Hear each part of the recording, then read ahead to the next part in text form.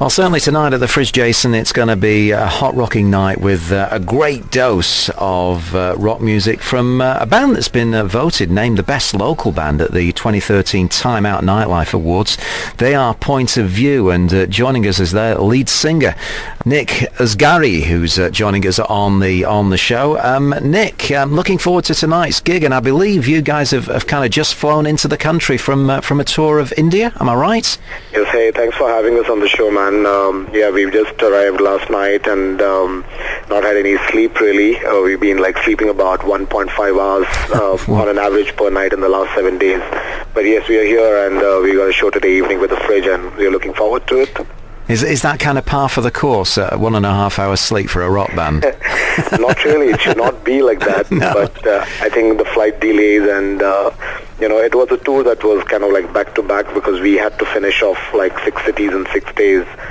And we, a few ups and downs with flight delays and all that kind of made things a little tough, but yeah, it was a great tour. I mean, we had a great time. Yeah, it seems that you've been, with that sort of 1.5 hours, whatever, a little bit maybe too back-to-back. How did you travel from one venue to another, Nick? Well, it was in 6 different cities, so we had flights within the country, connecting flights, so it was all sorted out. But yeah, there were a couple of places where the weather went bad and the flights were delayed, and so we ended up going straight to sound check instead of, checking into hotels and then rushing back to the hotels and doing media interviews. And so I think that's where the back-to-back part unfortunately happened. And then obviously once the show is over, no matter how hard you try to get back to the hotel, there are people who want to meet you, and you got to sign autographs and you got to sign guitars and make sure you take all the right pictures so that nobody's disappointed eventually. Yeah, I mean, it sounds like a real whirlwind. Just tell us a bit more about the band and also the award that you got back in earlier on in 2013 as voted the best local band. Yeah, I mean, we've been around for 5 years. I think we should get an award for being together for 5 years. But yeah, we've been around, we've been playing a lot of stuff, and we had this album out in October 2012, and Ron from Guns N' Roses came down and endorsed the album, played with us, and since then it's just been crazy. We've been playing gigs, and then we had this award that came our way from Time Out, which was absolutely awesome again. Means everything 2013 just looks like a great year for the band, with lots of touring and lots of international dates, and probably the first bands out here who's going to do some extensive touring other than Nerve Cell. How about your music, Nick? As regards, is it all self-penned, or do you do copies of others? How does it work? Well, Dubai is a place where everybody loves cover music, so we also did start off by playing a lot of cover music. I mean, we do a Pink Floyd tribute every year, we do a U2 tribute every year, and but yeah, eventually the plan was to write an album which is out now and it's available everywhere. But the music, if you ask me, you can classify as that alternative/hard rock. We all come from different backgrounds in terms of music. We listen to everything from the 70s to the latest stuff. So you'll find a lot of 80s, 90s influence mixed with a lot of modern day rock into our music as well. And in terms of the content of the album, lyrical content, it's pretty political because we all come from countries like India, Pakistan, Bangladesh, which have been going through a lot of trouble politically in the last couple of years, and we deal with the same issues like corruption and crime and poverty and things like that. So yeah, most of the music is written around that, but it's not music that incites you or agitates you. It's just music that makes you aware and makes you hopeful. Tell us about this collaboration with Ron Bumblefoot Thal, the Guns N' Roses lead guitarist. How did that come about, and what role does he play within the group? Well, he's easily one of the most humble guys we've ever met from the celebrity point of view. And it started off with an email where I just randomly sent him an email saying that, hey, loved the show that you guys did in 2010. And it just started off there, and he wrote back, and we just kept talking over email. And one fine day, I kind of asked him, like, we are launching an album, and he said, hey, listen to your stuff, and surprisingly came back saying, I love the stuff. And it was a little tough for us to believe that, there's actually somebody at this level who likes our stuff and who kind of is all out telling us what to do with it next.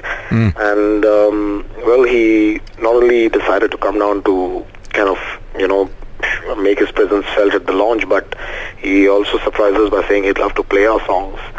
And since then, it's been like that. Means he's on stage with us playing all our songs at our shows, and we play some of his songs from Bumblefoot, and then we get together and play some Guns N' Roses. So it's more like a party. There's no plan really. It's just a couple of musicians getting together and playing each other's music and appreciating each other's music. How long's Ron been with you, Nick? Well, I've known him for almost a year now, a year and a half, but he's been touring with us, and we're planning more tours with him. We're doing New York, we're doing probably South America, we're doing Far East, Indonesia, Malaysia, Thailand, Singapore, we're doing India again. So he pretty much just decides, it's a spur of a moment decision, like, hey, we're doing this, do you want to come along? And he's like, yeah, let's go. Mm-hmm. And he's going to be actually on stage with you guys tonight, isn't he? Yeah, absolutely. Which is wonderful news. Just tell me a bit more about the band. I mean, was it formed in Dubai, or was it formed in India? And, how's it been kind of getting the exposure? Obviously, you've broken through internationally. How difficult was that, being based here in Dubai? Well, I think the biggest challenge that any Dubai musician has is to keep a band together, because there's so many transient expatriates that, most bands don't last because of people moving in and out and people losing jobs. But I think we've been a little lucky on that front. We all have managed to please our bosses for the last 5 years. Right. And everybody's managed to keep their jobs. Yeah. We've had a minor lineup changes, but I think the more or less the band structure has remained the same. But, yes, being in Dubai is not easy, being a live rock band, because the culture here is more nightlife and more, dance music. Yeah. But I think we've managed to kind of carve a little niche, because we've played a lot over 5 years and people know us now. And then I think the award definitely helped. We got that recognition and we felt, okay, fine, at least people know us. And then obviously Ron's endorsement, and but it's been a great ride. It means no complaints at all, no regrets. We're looking forward to whatever comes our way. We don't know what's going to come our way, but we're just taking one day at a time. Yeah. So you're at the Fridge. This is you're going to be there for what? Just the one night? Yeah. I mean, it's just at the Fridge is just tonight. We just came in yesterday. We're doing Fridge tonight, and then we're going to rest a little bit. Mm-hmm. And then we have another gig on the 5th with another band from India called Thermal and a Quarter. Okay, but when you mentioned all these wonderful places that the band's now going to be going to, right. When does all that start? Well, the Far East tour we're looking at, I think, September. Yeah. Because that's with the Hard Rock Cafe. It's with the chain. Okay. So we basically do Indonesia, Malaysia, Singapore, Thailand. With New York, it's probably going to be again September or August, but that's with Ron. He's setting it up. So we still have not, we don't have all the details, but that should happen as well. And India is again an open like kind of a discussion. It can just happen overnight within a week's time, or it could even there's just 2-hour flight. So there are plenty of people in touch with us right now saying that, hey, we want you to come back and headline this festival and that festival, and there's no dearth of rock gigs in India. So that could happen anytime. I mean, you mentioned Nerve Cell as well a few moments ago. I mean, another successful band, and it's kind of testament that, that guys like yourself, Point of View, Nerve Cell, and maybe Juliana Down are really breaking through onto the international scene. We see your albums in music stores. I mean, how has it changed since you guys formed the music scene now in Dubai? Well, I got onto the scene in 2003, and it was very vibrant. There were a lot of underage gigs at that time. Yeah. But what was lacking was proper organization. I mean, they were all DIY kind of gigs, done in colleges with students and things like that. But I think the scene has grown. More gigs have surfaced, and I think everything is getting better and better day by day. I mean, it's just it's only onward and upward now. That's the way I see it. Well, Nick, we really thank you for spending some time. Yeah. Obviously, a real tight schedule for you guys. I know you've got equipment to arrive. You've got to go and set up for tonight's gig. But we really thank you for spending some time with us on Entertainment Today, and good luck for the show at the Fridge tonight. No, thank you so much for having us on radio. I mean, we never ever say no to media, to be honest. But but thank you so much again on behalf of the band. I'd like to thank you guys. A pleasure. Thank you very much, Nick.